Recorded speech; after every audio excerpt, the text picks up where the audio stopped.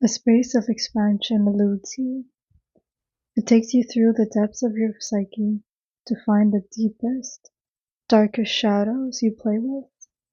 You may not realize you play in this, and yet it takes you through time and space of a depth in which hasn't been touched by your awakened being. Do you accept to play in these realms? The places that scare us the most is the way that our body tells us that, this could be something new, something scary, and something unknown, something that you have not experienced before and is presenting itself. And so what can you do to thank yourself for protecting you from this possible pain or unknown? And this is a way to experience the depths of yourself. So what I mean by that is to meet your boundaries, to be able to push up against them, experience it to the fullest, and see that it doesn't have to feel so overwhelming. And this isn't only regarding pain, but it is also regarding happiness and joy, right? Places of pleasure can be overwhelming. It can be overwhelming to the psyche, it can be overwhelming to the nervous system. And so the spirit just kind of is like, okay, I'm hitting a boundary. And the concept of hitting a boundary, it's such a neutral thing. So it doesn't really matter what you're hitting, but it's acknowledging that you're in this space. And so becoming familiar with your boundaries and changing the narrative that you hold in that space.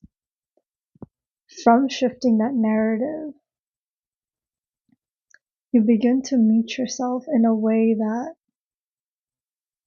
no one else has seen, that you may have even protected others from seeing this because it was a way that you protected yourself from seeing these parts that are just a bit too much to dive into, too much to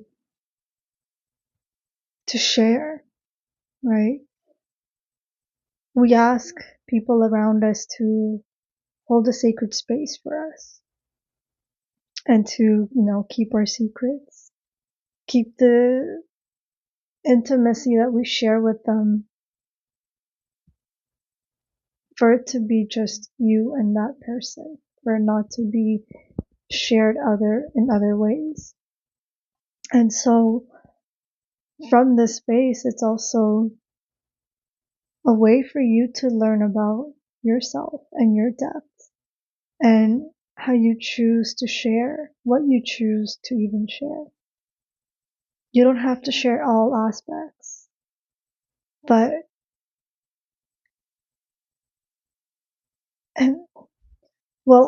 you don't have to share all aspects, and at the same time, just because you don't have to or want to share, it doesn't mean that you don't get to experience those depths for your own self. Because everything that you experience in life, pain, happiness, relationships, work, creativity, all of this is through your own lens, through your own self, through your own body. And it is vital. It is a vital aspect of life, of the whole entirety of creation of life. Because your soul, one, has experienced other lives, other aspects. And so even this life it is currently experiencing is important. The contrast is important. It does hold value. It is another way of experiencing light. And it's light that is experienced. It's an acknowledgement of a light, of a pattern that holds information for everyone to access. And for this to be retrieved, it is a matter of you living it and unlocking the codes that are available from this space. This concept could be a little bit abstract for some of you, so take it as it makes sense to you. Take what makes sense to you and what doesn't, just leave it behind.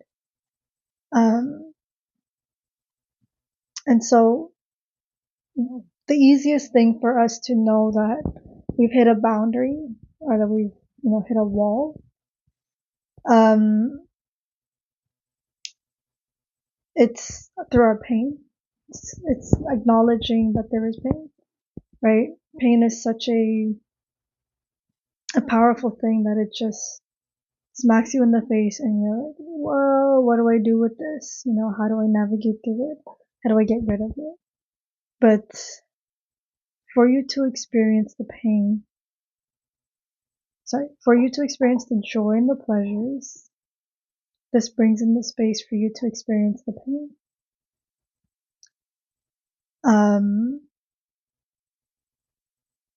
It's through the capacity of experiencing the pain. It's like, okay, when you are familiar with something that is uncomfortable, because pain is is discomfort. And so from experiencing this discomfort, it becomes easier for you to experience something new. And this newness can be of, oh my gosh. Oh. Yeah, so this newness can be of a new emotion, a new form of pleasure. And so, see, when we're kids, we're not afraid to be happy, right? We're not afraid to experience happiness. And we're not afraid to share that either. We become afraid to share it. We become afraid to, sorry, I'm just looking for the words. So we become afraid to even express our forms of happiness is because there's someone external to us that, well, it's more like when we have expressed it and it just was not received, and it was pushed down, rejected. It can eat away at us, right? And so as a kid, we're very impressionable, and for our survival, we do find the best way possible for us to adapt to the environment that we're in. And so as adults, we begin to detangle that, and we step into our own selves, and we step into our full aspects of ourselves. And this is where you can be the adult for yourself that you needed when you were a kid. And this can be a really healing and rejuvenating place for you to share life. Once again, right? It's a remembering of what it takes for you to share life with people, what it takes for you to experience the joys and the pleasures of life. And so, what excites you? Start off with something small. What brings you pleasure that you get to share this joy with someone? It's just one person that is in your life. There is always one person that has the capacity to share a certain type of joy and pleasure with you. And so you become creative in which aspects of your life that you can share with people, because it's the reason why you even connect with people or the people that are currently in your life is because there is something there that you guys um, did. There's something that connected you to, that gave you comfort, right? And so understanding why and how you um,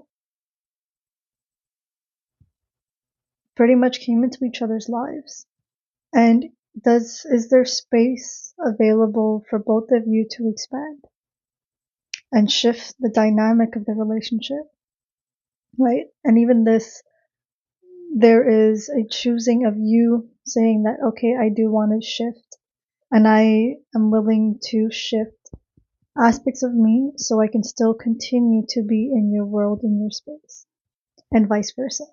Right? It isn't just one person that does this. It's a mutual thing, and so it's a bit uncomfortable when you are going through this change, but it does become quite heartwarming, and you create experiences that are quite pleasurable and that don't add to the trauma or the discomfort that you have been feeling or currently are feeling. So you begin to set yourself towards a path that is new and different. And so to give you an example, I'm going to give you one from my life. There was a friend that, well, okay, let me put it like this. In my life, I didn't know what it meant to really share my happiness. I was so used to connecting with people from a place of pain and wanting to share the struggles that I am going through and that I'm experiencing. And so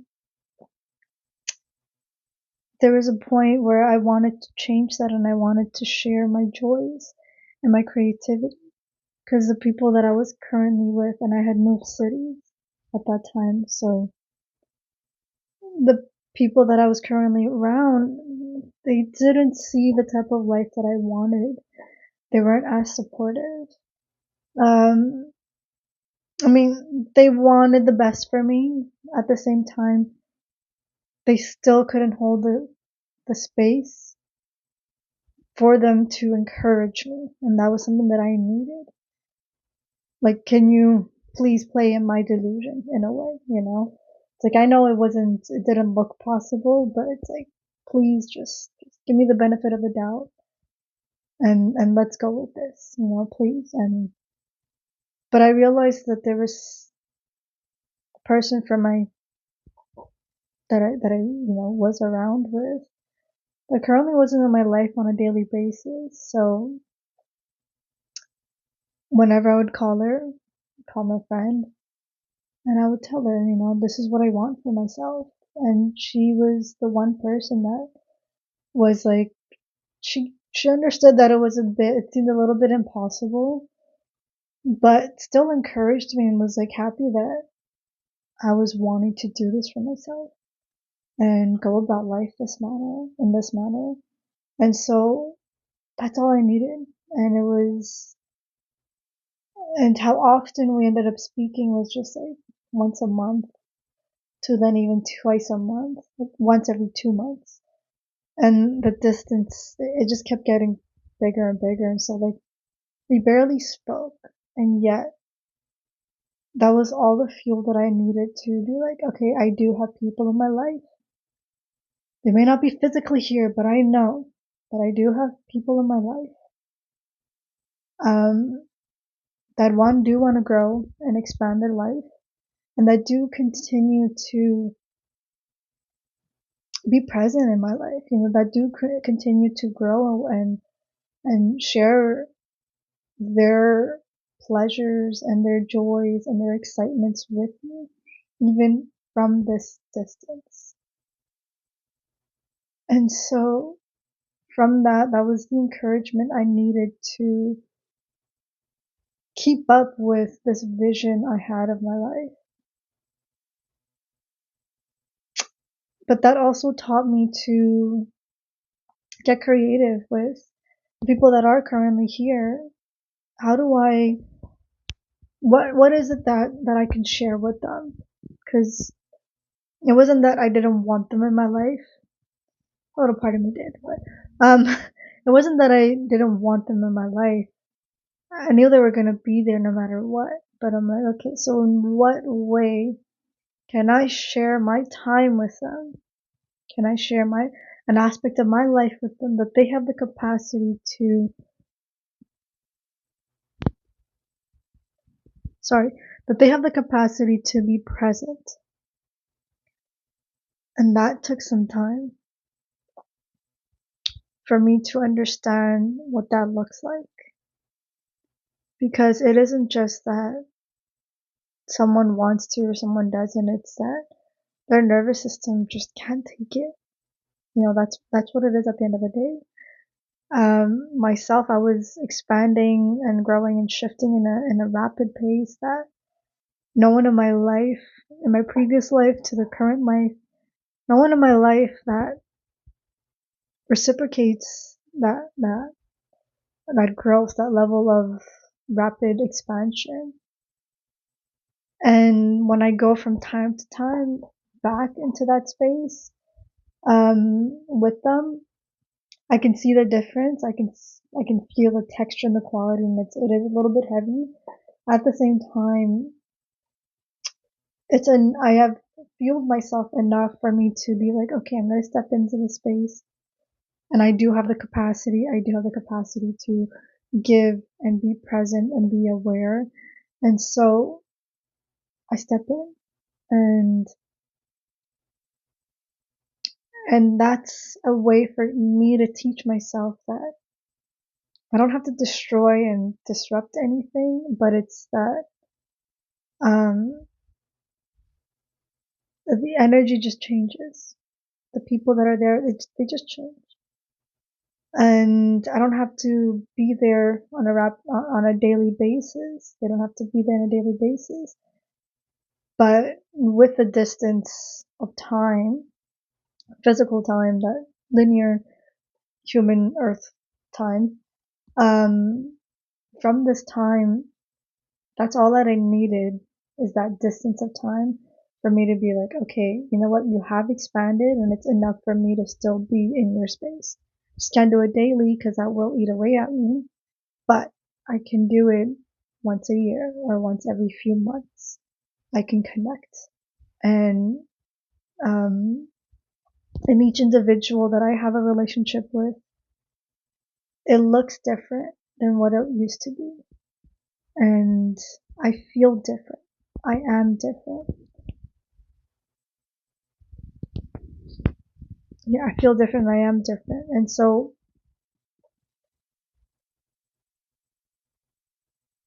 for that existence to even happen, there is a place in you which becomes comfortable with the uncommon ground that you have. That you can coexist with someone, with people, with energies that are not alike, because you acknowledge the expression that that energy is living and giving and is putting out, right? Is emanating. And that pattern, you are becoming familiar with it, and you are understanding that even in this space, it may not physically feel, or the texture might be a little bit off, but at the same time, you are expressing yourself to the fullest, that you do not have to contort yourself to adapt to this environment, because your natural codes have the has the capacity to live in this space, to coexist in this space. And so understanding that the life that you have stepped into, that you are birthed into, is the life that you are to play out. And it's from this darkness, from this depth, that you move into light. And it's from a place of curiosity for what is possibly out there, or that there must be something different, right? It is the nature of our beings for us to shift, for us to change. When you've been stagnant for so long, at that point your energy becomes so dense because it has accumulated death and it hasn't taken the capacity to be reborn, right? To be born again.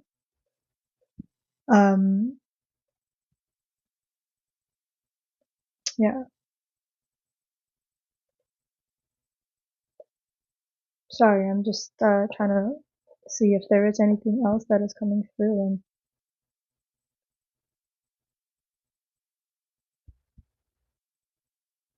And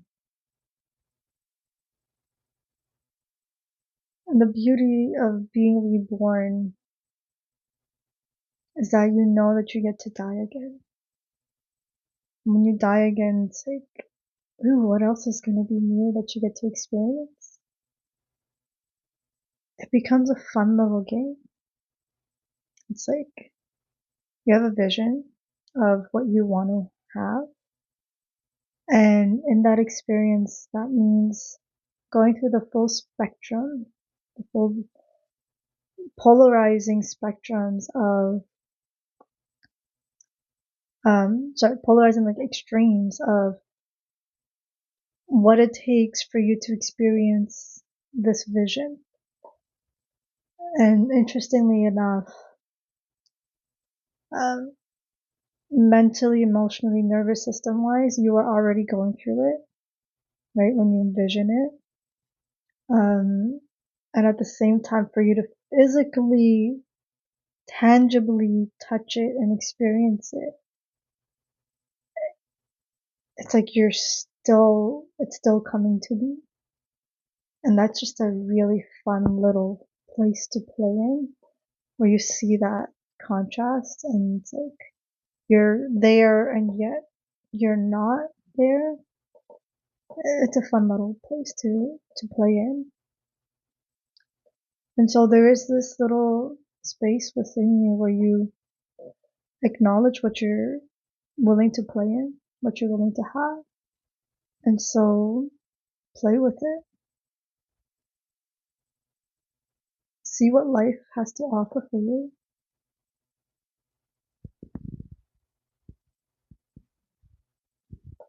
See what life has to offer for you.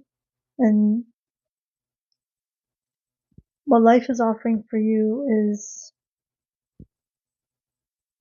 what you truly wanted to have when you first stepped into this life. It's things that you became curious about or that you may have started previously, which is giving you an opportunity right now for you to live through it and transform the vibrating force of it, the energy of it. And so become familiar with literally the depth of you, becoming familiar with what you have the capacity to embody and how that space of embodiment shifts every time, and noticing your resiliency and reinventing yourself and readjusting little things that you thought would work but it doesn't. And just your curious mind, your playful curious mind that wants to create and that does create life. It's a really fun place to be in.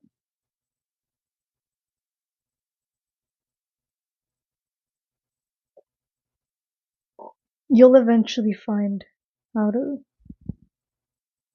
have fun in life. But it's like, aspect of you, what aspects do you enjoy? What are the simple things that you take pleasure in? And one of the simplest ways to understand what pleasure feels like in your body, because you may have forgotten, is becoming okay with feeling pleasures of what you consume, right? Food that you eat. Food is a basic thing. Activities that you do. People that you're around. People can be a bit complex, but food at the same time.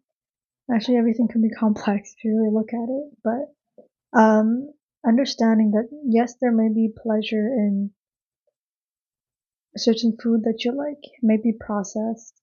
It may not be healthy, but there is something that it brings for you. It's a memory, or it could be some form of pleasure. And if you can sit with yourself in that pleasure, it shows you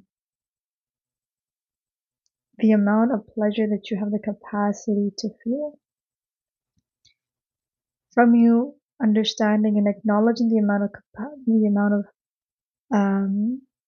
pleasure that you can feel, then this gives you an insight into the amount of pain that you do want to feel, or that you are allowing to feel.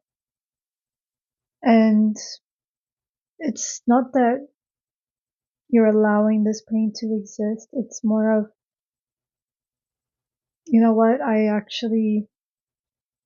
this pain triggers me in this manner, to then realizing that what would trigger you.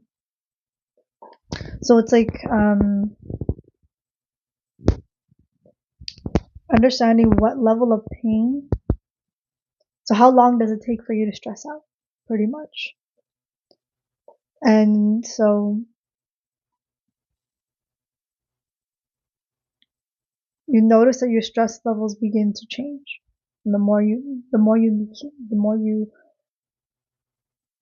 navigate through stress, it's like you become familiar with the amount of pain that you have the capacity to feel, and know that the amount of pain that you do feel, it doesn't stress you out as much anymore. And you begin to change, you begin to grow from those places. And you understand that from knowing that something that used to stress you out doesn't anymore. So in this way, it means that you have more capacity to feel pleasure. And the more capacity you have to feel pleasure, then you have more capacity to transmute what was stressing you out into something that is neutral. And you're aware that it's not that it's scary and it is uncomfortable, it can be, but it's like, okay, yes, it's uncomfortable, I don't want to do this, but at the same time, I know there's going to be something great and new and a profound experience that can happen from this. There's possibly a profound experience to come out of this. And so you begin to expand your depth of pleasure and pain, which also means that you begin to expand your boundaries, and you have more to neutralize.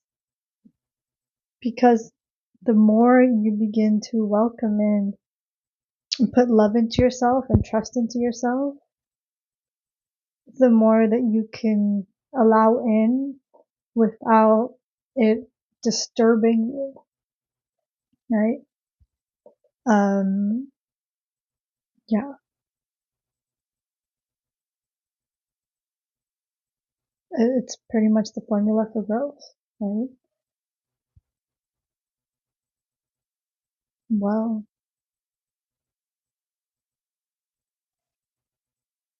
yeah, I'm just trying to think of if there is a nicer way of ending this, because that was a very abrupt stop of messaging. Um, Is there something else that you would like me to touch upon? It's beautiful how life can be created through ugliness. And it's the ability for us to see beauty in the ugliness that births that to life.